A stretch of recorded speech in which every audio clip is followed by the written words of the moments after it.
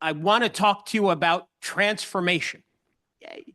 Great topic. I love this topic of transformation because when you think about it, for something to transform, sometimes it has to go through a painful process in order for the transformation to occur. So, for example, when milk sours, you look at milk and say, "Oh, it's sour, it's bad." But when milk sours, that's the process of transformation into yogurt. And if you continue that process of transformation, yogurt will then transform itself into cheese. And for anybody that loves cheese, you know that cheese can be very expensive and very special type of food, much more valuable than milk. Now, grapes, when grapes sour, the transformation of grape souring is actually wine.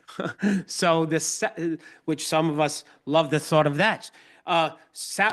When it turns sour, it unlocks the full potential that a grape has. When you think about a grape as a grape, but man, when it gets sour, it actually unlocks another level to its beingness, if you will. So here's my point. When we have mistakes, every mistake in our life is a seed for transformation, is an opportunity for us to transform into a better us, right?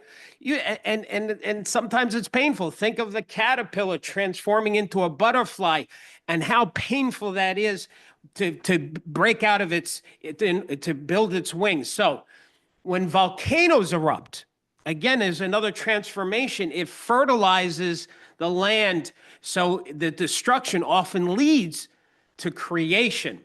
So I want you to start to think about setbacks in your life can actually be a setup for a transformational comeback. Every sour moment that you have is an opportunity for you to transform your business, to transform yourself, to transform your relationships. Those are seeds of transformation. So embrace those sour moments, embrace those volcano eruptions, embrace all of these things. And I'm going to share with you and leave you with this one story about my son, Michael Raymond. When Michael was very young, I was teaching him the game of checkers.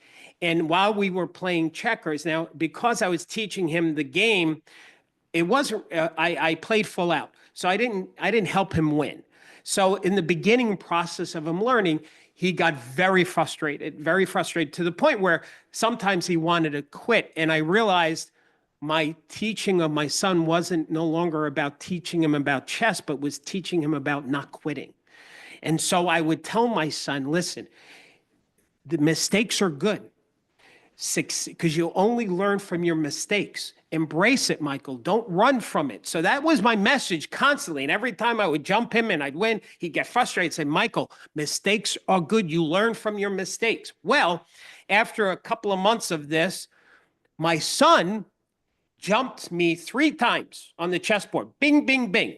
Now, because I didn't give him the gift of beating me or like that, like I was honestly shocked. And he could see it on my face. I didn't see that. I was like, whoa, that was pretty good. And because I was shocked, my son said to me, he says, Daddy, that's okay because you learn from your mistakes. And I knew at that moment my son got it. That was the point that I wanted him to really learn. So, gang, Warren Buffett said the same thing. Success is the worst teacher. You only learn from your mistakes. So mistakes are a setup. Setbacks are a setup for a comeback. Opportunity for you to transform and get to your next level. Embrace your challenges. Don't run from them. I hope that helped you. For those of you that needed it, those you got to go, please stay safe, stay focused, and don't forget to keep smiling.